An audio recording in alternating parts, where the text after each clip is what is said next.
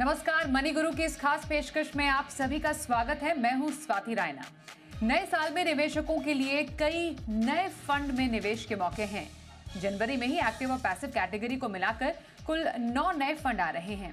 आज बताएंगे कौन से नए फंड निवेश के लिए हो सकते हैं फायदेमंद और किन फंड में निवेश के लिए कर सकते हैं आप थोड़ा इंतजार। इस चर्चा में हमारे साथ दो गेस्ट शामिल हो चुके हैं। विकास पुरी हैं, head west zone Complete Circle Consultants, और साथ ही Poonam Rungta, certified financial planner. Vikas और पूनम दोनों का बहुत स्वागत है आपका हमारे इस खास कार्यक्रम में शामिल होने के लिए। तो निवेशकों के लिए तो फंड्स की भरमार है। हम देखते हैं वैसे तो यूँ तो हर महीने हर बार नए नए फंड्स लॉन्च हो रहे हैं, लेकिन साल की शुरुआत में जब नए फंड्स लॉन्च हो रहे हैं तो लोगों को लगता है कि क्यों ना कोई एक अच्छा फंड अपने पोर्टफोलियो में ऐड कर लिया जाए। ज़रा समझते हैं कि नए फंड्स के लिए 2024 भी कैसा रहा। पूनम, अगर समझा जाए, हमने काफ़ी ज़्यादा नए फंड्स देखे। एएमसीज ने कई नई नई पेशकश की है। 2024 में ही लगभग 74-75 फंड्स तो आए ही हैं। क्या खास रहा आपकी नज़र में 2024 फॉर एनएफओज? स्वाति, आपने जो फिगर बोला 74-75 फंड है, उसके आगे एक 1 और लगा दीजिए। एक्चुअली 176 एनएफओज आए थे पिछले साल में। और अगर हम उसको एवरेज आउट करें तो हर महीने 15 नए एनएफओ आए थे, एक्टिव, पैसिव, डेट और इक्विटी मिला के। और लास्ट फरवरी में आपको जान के हैरानी होगी, उस एक महीने में about 22 new funds were introduced. और कुल मिला के इन एनएफओज ने करीब 60,500 करोड़ नए एक्यूमुलेट करे थे। तो पिछला साल तो पूरा एनएफओ के ऊपर गया था, और उसका जो सारा कंसंट्रेशन था वो थीमेटिक फंड्स पे था। बहुत सारे नए थीम फंड्स आए। उसका भी एक कारण है स्वाति कि जब से सेबी ने ये रूल लगाया है, क्लासिफिकेशन किया है कि हर एएमसी एक ही तरह का फंड, एक ही कैटेगरी का एक ही फंड रख सकती है, तो और कहीं स्कोप नहीं बचता है। थीमेटिक फंड में एएमसी नए फंड्स, नए थीम्स, नए सेक्टर सोच के उस कैटेगरी में मल्टीपल फंड्स ला सकती है। इसलिए जोर वहीं रहा, क्योंकि जो भी लीडिंग एएमसी है सबके पास large cap, mid cap, theme cap, जो 10 काइंड्स ऑफ कैटेगरीज अलाउड है इक्विटी में ऑलरेडी है। तो बचती है थीम और सेक्टोरियल वाली कैटेगरी, जिसमें आप मल्टीपल स्कीम्स ला सकते हैं। और साथ ही ये भी बात है कि नए नए थीम्स डेवलप हो रहे हैं, नए सेक्टर्स डेवलप हो रहे हैं, जिसकी वजह से ये अपॉर्चुनिटी मिलती है फंड मैनेजर को कि वो नए फंड्स लाए और उसमें निवेशक अपना पार्टिसिपेशन करें और फिर मार्केट का इसमें फायदा उठाएं। तो एनएफओ की धूम तो रही है, और स्वाति आगे भी चल रही। जैसे हमने देखा कि 2025 के बिगिनिंग में ऑलरेडी 9 फंड्स एनएफओ लॉन्च हुए हैं, और कुछ ओवरलैप भी हो रहे हैं दिसंबर से। So there are quite a few options available in the market. Okay, तो मतलब देख लिया जाए तो 100 से ऊपर फंड जो नए लॉन्च हुए हैं, और हमने देखा अच्छा खासा जो रिटर्न भी जनरेट थ्रू एनएफओस किया गया। जो म्यूचुअल फंड इंडस्ट्री में जो पैसा आया है उसमें काफ़ी हद तक योगदान जो नए फंड ऑफर है उनका भी रहा है। तो नए फंड के मामले में 2024 जो साल गया वो काफ़ी इवेंटफुल साबित रहा है, और ऑफ कोर्स एएमसी चाहती हैं कि नए नए फंड्स जो हैं वो डालें, उनकी पेशकश करें, और ये खासियत है न्यू फंड ऑफर्स की। अब ज़रा आए कि आखिरकार क्या चल रहा है न्यू फंड ऑफर की इस दुनिया में। हम पहले टेबल दिखा देते हैं। एक्टिव और पैसिव फंड्स की कैटेगरी में कौन कौन से जो एनएफओज हैं वो लॉन्च हुए हैं, और मैं साथ ही में विकास आपसे भी जानना चाहूँगी एनएफओ के एंगल से ये 2025 ईयर जो है आपको कैसा लग रहा है? धन्यवाद स्वाति। हेलो पूनम जी। देखिए स्वाति, जब भी मार्केट एक बुल रन में होती है, हम एक छोटा सा करेक्शन का जो फेज है पिछले 4-5 महीने का, इसको छोड़ दें तो बुल रन में जनरली आप देखेंगे एनएफओस बहुत सारे आते हैं। फंड हाउसेस काफी सारे इनोवेशंस करते हैं, नए फंड्स लाने की कोशिश करते हैं। उनका एक अपना भी वो होता है कि हर एक एएमसी चाहती है कि हम एयूएम गार्नर करें, और एयूएम गार्नर करने के लिए उनकी एग्जिस्टिंग स्कीम्स होती हैं जिसमें ऑलरेडी निवेशक होते हैं। बट उनको कई बार ऐसा होता है कि नए निवेशक तो आ रहे हैं, बट जो एग्जिस्टिंग निवेशक है, मैं उनके और क्या बास्केट में ऑफर कर सकता हूं ताकि वो निवेशक का वॉलेट शेयर मेरे को और भी मिले। तो एक बहुत बड़ा रीजन ये भी होता है कि हर एक फंड हाउस चाहता है कि मैं ज़्यादा से ज़्यादा एनएफओज लाऊं, और जैसा पूनम जी ने बोला कि एक रिस्ट्रिक्शन होती है कि एक कैटेगरी में एक ही फंड, तो ऑब्वियसली थोड़ा सा ट्विक करके कुछ तोड़ मरोड़ के एक नया एनएफओ लाने की कोशिश की जा सकती है। ऑनेस्टली बताएं, हर एनएफओ ऐसा नहीं है कि बहुत रेलिवेंट होता है, या कुछ एएमसीज ऐसी हैं जिनका गैप रह गया होता है, वो गैप को फिल करने के लिए उनको एएमसी को अपना फंड लेके आना ही होता है। अब जैसे आप देखेंगे कि मेरे एसेट का स्मॉल कैप फंड आ रहा है, तो उनके पास में स्मॉल कैप नहीं था, उनको लेके आना ही था। या और दूसरे फंड हाउसेज हैं जिनके पास में कोई ऐसा थीम रह गया हो जो उन्होंने अभी तक नहीं लाया था, वो लाना चाहते हैं और वो लेके आएंगे ही। बट ये बात भी सही है कि एएमसीज हमेशा चाहती हैं कि वो अपने निवेशकों को एक वाइडर स्पेक्ट्रम दे दें, ताकि उनके निवेशक उनके साथ जुड़े रहें, एक स्टिकी इन्वेस्टर बन के रहें, ताकि हम उसको हर तरह के सोल्यूशन ओरिएंटेड फंड दे दें। तो 2025 में भी फंड आएंगे, जरूर आएंगे, बट ये हो सकता है कि मार्केट की परिस्थिति को देखते हुए जो स्ट्रेटजी है या थीम है वो थोड़ी सी चेंज हो जाए। फॉर एग्जांपल, मोमेंटम ओरिएंटेड बहुत सारे फंड्स आए थे 2024 में। इस साल हो सकता है मोमेंटम ओरिएंटेड ना होके वैल्यू ओरिएंटेड या किसी तरीके से पर्टिकुलर थीम को लेके फंड की ऑफरिंग दी जाए।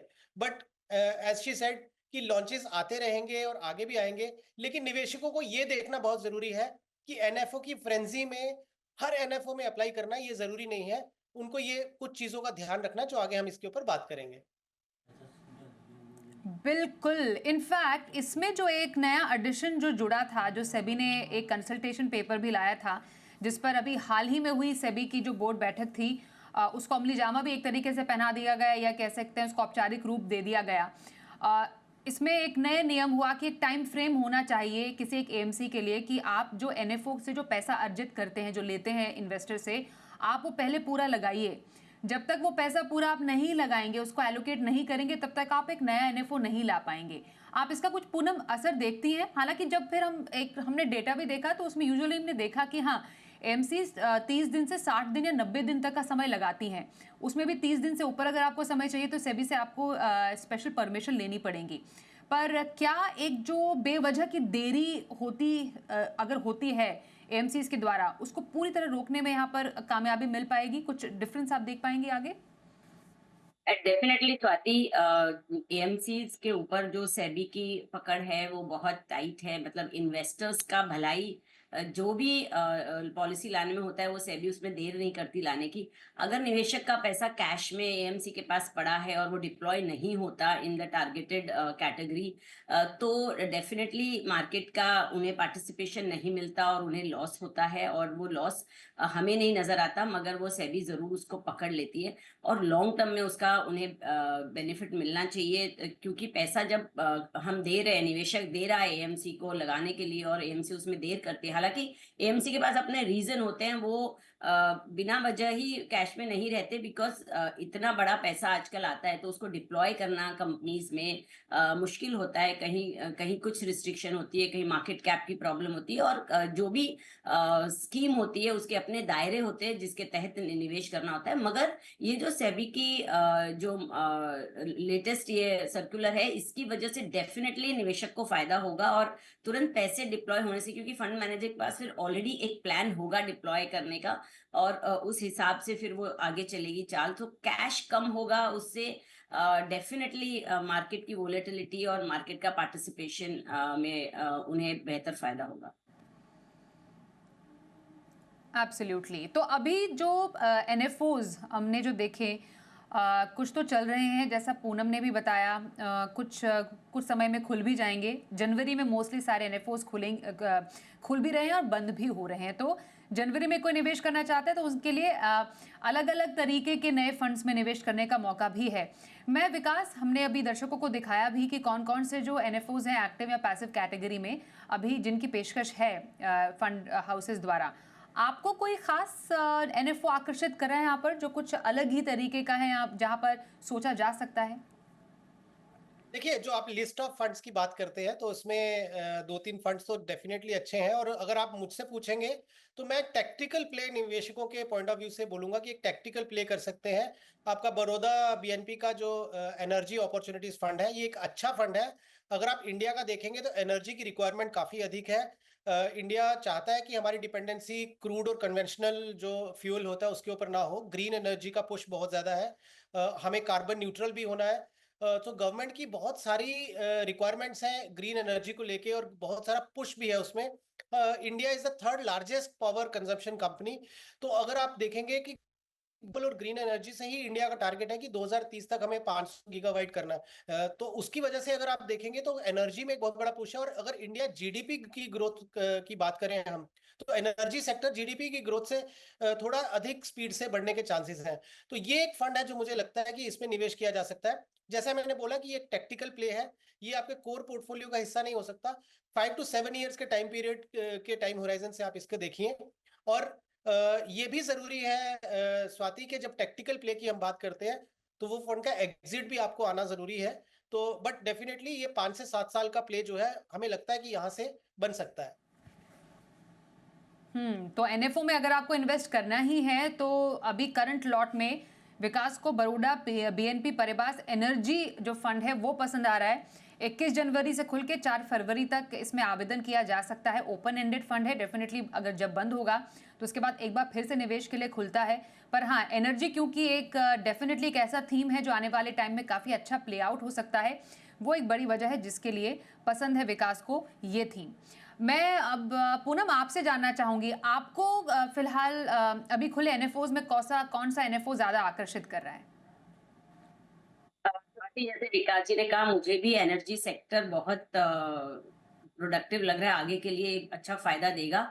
मगर चूंकि एनर्जी के ऑलरेडी हमारे पास फंड्स अवेलेबल है, जैसे last year SBI energy fund आया था, आईसीआईसीआई प्रूडेंशियल का energy opportunity fund already launch हुआ है। तो मुझे लगता है इस सेगमेंट से हटके अब हमें जो रूरल अपॉर्चुनिटी फंड आईसीआईसीआई का लॉन्च हुआ है वो मुझे बहुत नीश लग रहा है।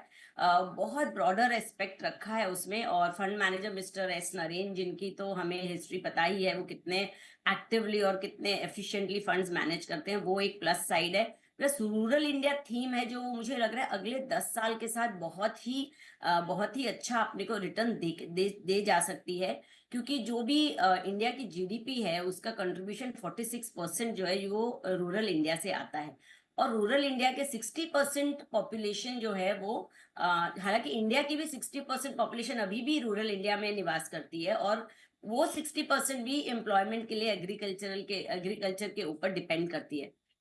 तो ये सब मिला जुला के जो इंडिया का बेस है, रूरल इंडिया जो है, उसको और ज्यादा इम्प्रूव करने के लिए गवर्नमेंट सिग्निफिकेंटली उसमें काम कर रही है। बहुत सारे नए इनिशिएटिव्स आ रहे हैं, स्टेट गवर्नमेंट, सेंट्रल गवर्नमेंट सभी उसके अंदर पार्ट ले रहे हैं। और जो डाइवर्सिफाइड इस पर्टिकुलर फंड का पोर्टफोलियो रखा गया है कि मिड, स्मॉल और लार्ज तीनों कैटेगरी में फंड मैनेजर के पास छूट है निवेश करने की। और साथ ही वो सेक्टर्स जो हैं, एक रूरल थीम जब हम पकड़ेंगे तो उसमें बहुत सारे सेक्टर्स हम देख सकते हैं।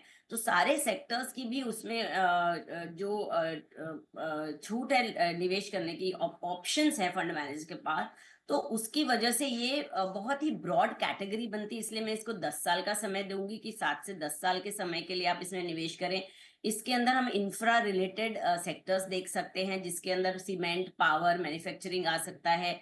आप फाइनेंशियल साइड भी देख सकते हैं, जिसके अंदर हम बैंक, एनबीएफसीज और इंश्योरेंसेस में निवेश कर सकते हैं। साथ ही हम फार्म रिलेटेड प्रोडक्ट्स, फर्टिलाइजर्स हो गए, एग्रोकेमिक हो गया, और ऑटोमोबाइल, ट्रैक्टर्स मैन्युफैक्चरिंग हो गई, ये सेक्टर्स के साथ साथ कंजम्पशन सेक्टर जैसे एफएमसीजी है, टू व्हीलर्स है, टेलीकॉम जैसे 2G 3G का बहुत ज्यादा अभी वहां डेवलपमेंट हो रहा है, और गवर्नमेंट इसकी तरफ बहुत इजाफा भी कर रही है, फंड्स और ज्यादा डिप्लॉय कर रही है टू डेवलप रूरल इंडिया। और हम Swati, I also have connections with rural part of the country. हम मेट्रो में रहते हैं मगर हम रूरल एरियाज में काफी जाते हैं, हमारे गाँव में जाते हैं। आपको मैं बता रही हूँ, आपको हैरानी होगी वहां के डेवलपमेंट देख के। तो जब रूरल एक फंड आता है और मैं अपने आप को कनेक्ट करती हूँ रूरल इंडिया के साथ, मैंने वहाँ स्कूल्स का डेवलपमेंट देखा है, वहाँ पे रोड्स का डेवलपमेंट है, connectivity to the villages has become phenomenal. ये सब देख के I am very positive and बहुत कन्विक्शन हुआ है मुझे इस पर्टिकुलर थीम के ऊपर, बिकॉज रूरल इंडिया का डेवलपमेंट होना ही होना है। और उसके साथ अगर हम इस तरह का फंड चुनेंगे, उसमें पार्टिसिपेट करेंगे, तो डेफिनेटली अगले 5 से 10 साल के बीच में we will make very good wealth by investing in this. बिल्कुल, और असली भारत तो गांव में ही बसता है, और इस को काफ़ी अच्छे से रूरल अपॉर्चुनिटीज़ फंड भुनाने की उसने कोशिश की है डेफिनेटली। एंड जैसे कुछ नए इनिशिएटिव्स है, vocal for local, manufacturing in India, तो ये तमाम कुछ ऐसे इनिशिएटिव्स हैं जो आने वाले सालों में ऐसे किसी थीम को काफ़ी ज़्यादा बूस्ट दे सकते हैं। Of course energy, green energy, ये एक ऐसा थीम है जो आने वाले टाइम में काफ़ी ज़्यादा प्ले आउट हो सकता है। तो ये दो जो पिक्स हैं हमारे दोनों एक्सपर्ट्स की तरफ से इन टर्म्स ऑफ एनएफओज हैं। एक छोटे से ब्रेक के लिए रुकते हैं, ब्रेक के बाद हम और चर्चा करेंगे कि आपको एनएफओ में निवेश कब करना चाहिए, किन बातों का ध्यान रखें मोस्ट इंपॉर्टेंटली, और हमारे दोनों एक्सपर्ट्स की तरफ से उनके पसंदीदा फंड्स भी जानेंगे। बने रहिए हमारे साथ।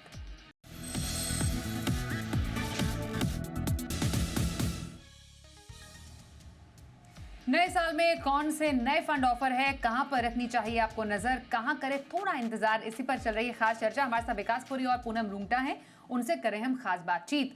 विकास, अब जरा बताइए, एनएफओ यानी न्यू फंड ऑफर में नया फंड जो लॉन्च हो रहा है, जो एमसीज ला रहे हैं, उसमें किसी को निवेश करना है तो कौन से एक इन्वेस्टर को कौन से बॉक्सेस को टिक करके ही ऐसे फंड्स में निवेश करना चाहिए? बात ही सबसे पहला बॉक्स यही हो गया कि आपकी जो इन्वेस्टमेंट पॉलिसी है, जो आपने एक फ्रेमवर्क बनाया हुआ है, उस फ्रेमवर्क में देखिए कि जो एनएफओज हैं वो फिट बैठते के हैं कि नहीं बैठते in terms of your goal planning.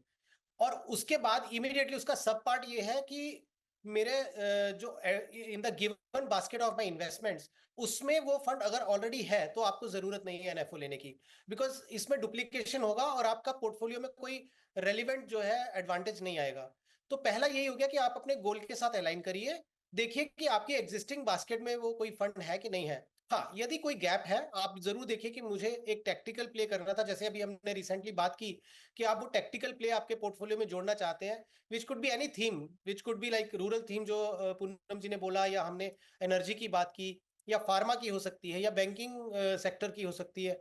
कोई सी भी ऐसी टैक्टिकल प्ले है जो आप लेना चाहते थे, पोर्टफोलियो में नहीं है, और अचानक से आपने देखा कि एनएफओ भी उसका आया हुआ है, तो आप प्रोबेबली उसका ले सकते हैं। हाउएवर, आप ये भी देखिए कि उसी सेक्टर में या उसी पर्टिकुलर थीम में अगर एग्जिस्टिंग स्कीम्स हैं तो उनका पास्ट ट्रैक रिकॉर्ड क्या रहा है, तो थोड़ा सा स्टडी करना बहुत जरूरी है। दूसरा, रिस्क एपिटाइट देखना बहुत जरूरी है। ओके। बस एक ही थीम में आपको एक फंड बहुत रिस्की हो सकता है और दूसरा फंड थोड़ा सा लो रिस्क के साथ आ सकता है, तो अपना रिस्क जो आपका एपिटाइट है उसके साथ अलाइन करना बहुत जरूरी है। और तीसरा ये भी देखिए कि आपके पास टाइम होराइजन होना चाहिए, क्योंकि अगर आप नए फंड में निवेश कर रहे हैं तो आपको 3 से 4 साल देने पड़ेंगे उस फंड को परफॉर्म करने के लिए, क्योंकि उनके पास पुरानी कोई हिस्ट्री नहीं है, वो नया शुरू कर रहे हैं। तो फंड मैनेजर को आपको टाइम देना पड़ेगा 3 से 5 साल का, ताकि वो फंड अपने आप को जस्टिफाई कर पाए। तो ये 4-5 फैक्टर्स हैं जिसको देखते हुए आपको किसी एनएफओ में सब्सक्राइब करना चाहिए। बट 10 रुपए में मिल रहा है और एनएफओ की फ्रेंजी है, हर एनएफओ मुझे लेना है, वो एक राइट क्राइटेरिया नहीं है। ओके, क्योंकि आपने रही कौन सा राइट क्राइटेरिया नहीं है उसका एक इम्पॉर्टेंट पार्ट बताया। मैं पूनम से गुजारिश करूंगी कि वो कुछ और पॉइंट्स इसमें जोड़े कि कब एनएफओ में निवेश करना ज्यादा जरूरी नहीं होता है। जैसे विकास जी ने बहुत बहुत अच्छे से डिटेल में पॉइंट्स बताए सारे कि क्यों एनएफओ से हमें केयरफुल रहना चाहिए। तो उसमें मैं ये ऐड करूंगी कि जो एक्सपेंस रेशियो है न्यू फंड ऑफर्स का थोड़ा ज्यादा होता है। फॉर एग्जांपल आप स्मॉल कैप का देखेंगे तो स्मॉल कैप के जो existing, because it's an already existing theme, Mirae आ रही है बिकॉज उनके पास नहीं है, तो हमारे पास इन्वेस्टर के पास ऑलरेडी ये चॉइस है जो ऑलरेडी इन मार्केट अवेलेबल है। उनके एक्सपेंस रेशियो से चेक करें, 0.35 से लेके 0.9 तक आपको एक्सपेंस रेशियो के फंड्स मिलेंगे। तो इस पर्टिकुलर नए फंड ऑफर का क्या एक्सपेंस रेशियो वो चेक करना जरूरी है, क्योंकि जब फंड नया आता है तो एक्सपेंस रेशियो ज्यादा होता है और जैसे जैसे फंड की साइज बड़ी होती है एक्सपेंस रेशियो कम होता है। तो ये क्राइटेरिया हो सकता है देखने के लिए। और दूसरा, जैसे विकास जी ने अभी बताया कि ऑलरेडी अगर कोई फंड अवेलेबल है मार्केट में और एनएफओ उसी का लॉन्च हुआ है, तो उसमें ट्रैक रिकॉर्ड आपको मिल सकता है देखने का कि कौन सी अच्छी एएमसी का ये ऑलरेडी एग्जिस्टिंग कैटेगरी है जिसमें वो निवेश कर सकते हैं। इसलिए बखूबी सर ने कहा कि 10 रुपए में मिल रहा है इसलिए लेने की जल्दबाजी ना करें, क्योंकि हर इन्वेस्टमेंट को बहुत साइंटिफिकली गेज करके, जस्ट बिकॉज एक फंड नया आया है और आपको बहुत पुश किया जा रहा है उसके लिए, तो आप बिल्कुल उसको अपने पोर्टफोलियो में ना लें, क्योंकि पोर्टफोलियो की साइज बहुत मैटर करती है। हमें डाइवर्सिफाई होना है in terms of categories, duplication नहीं करना चाहिए और फंड हाउस की रेपुटेशन जरूर देख लेनी चाहिए, क्योंकि वो बहुत बड़ा एक फैक्टर होता है कोई भी नए फंड में आगे चल के उसकी चाल कैसी होगी वो देखने के लिए। ओके, तो ये हमने समझा एनएफओ को लेकर आपको किन बातों का ख्याल रखना है। अब दोनों ही एक्सपर्ट से जानेंगे उनके पसंदीदा फंड्स भी। अब नए साल के लिए विकास, कोई फंड्स की लिस्ट आपने तैयार की है जो आप शेयर करेंगे? स्वाति, मैं चाहता हूँ कि इस नए साल में बहुत ज्यादा एग्रेसिव प्ले ना किया जाए, थोड़ा सा स्टेबल पोर्टफोलियो को देखा जाए, तो विच मींस कि very high concentration of small cap and mid cap ना करके आप मिड और स्मॉल को फ्लेक्सी और मल्टी कैप थीम के थ्रू प्ले करें। तो मैं 5 फंड आपको ये सजेस्ट करूंगा कि एक अच्छे पोर्टफोलियो का हिस्सा बन सकते हैं। फॉर एग्जांपल आईसीआईसीआई प्रू का मल्टी कैप फंड, एचडीएफसी का फ्लेक्सी कैप फंड, एचएसबीसी का वैल्यू फंड, उसके अलावा कोटक का निफ्टी नेक्स्ट 50 फंड और एसबीआई का large and mid cap fund. तो ये आपके एक कोर पोर्टफोलियो का हिस्सा बन सकते हैं। पांचवा फंड जो है आप एक टेक्टिकल प्ले ले सकते हैं, वो आप एनर्जी के थ्रू ले सकते हैं या बैंकिंग एंड फाइनेंशियल के थ्रू ले सकते हैं। तो निपॉन इंडिया का पावर एंड इंफ्रा फंड एक लिया जा सकता है, या एसबीआई का banking and financial services fund. और यदि आपके पास नहीं है, नियो एनएफएस जो आ रहे हैं हमने डिस्कस किया, आप उसको इवेल्युएट करें और उसको आप शामिल कर सकते हैं।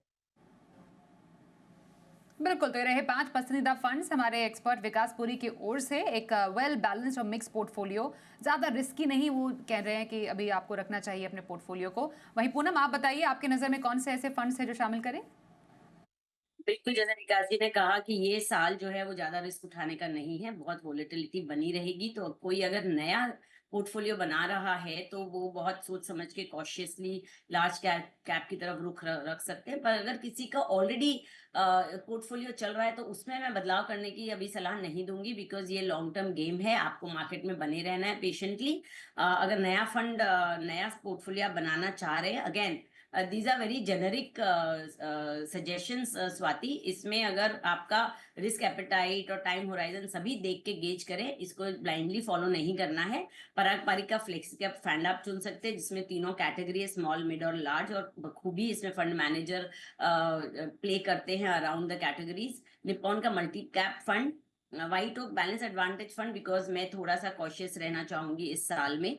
और आईसीआईसीआई प्रू का रूरल फंड, जैसे मैंने बताया, ये मुझे बहुत पसंद आ रहा है for the niche quality it has. और एसबीआई एनर्जी फंड, तो आप इसमें दोनों थीम फंड्स में आप कुल मिला के 20% एलोकेशन रख सकते हैं, और बाकी तीनों फंड्स में आप 70% एलोकेशन रख सकते हैं, because allocation is also important. Theme funds में आप कितना पैसा एलोकेट करेंगे, बिकॉज हमें रिस्क कॉन्सेंट्रेट नहीं करनी हमारे पोर्टफोलियो की कभी भी। तो ये रहे पसंदीदा फंड्स पूनम रुंगटा के, और उनको पसंद है, उनको भी कुछ ऐसे ही फंड्स पसंद है जो कि डाइवर्सिफाइड इक्विटी फंड्स है, और ऑफ कोर्स एक एनएफओ उन्होंने अपने फेवरेट लिस्ट में शामिल किया है। Thank you so much Poonam और विकास, आप दोनों का हमारे साथ इस खास कार्यक्रम में शामिल होने के लिए। एक ब्रेक के लिए रुकते हैं, देखते रहिए जी बिजनेस।